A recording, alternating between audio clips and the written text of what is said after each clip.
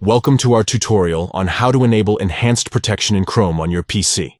With enhanced protection, you can add an extra layer of security to your browsing experience. Let's get started. Step 1. Open Chrome. Step 2. At the top right corner, click on the More button. It's represented by 3 vertical dots. This will open a drop-down menu. Step 3. Click Settings from the drop-down menu. This will take you to the Chrome settings page. Step 4. Select Privacy and Security from the settings menu. This will bring up the Privacy and Security section, where you can customize your browsing preferences. Step 5. Click on Security within the Privacy and Security section. Step 6. Enable Enhanced Protection.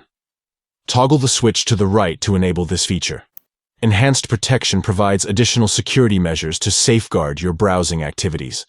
By following these simple steps, you can enhance the security of your Chrome browser and enjoy a safer browsing experience. Protect yourself from potential threats with Chrome's enhanced protection. Thank you for watching our tutorial.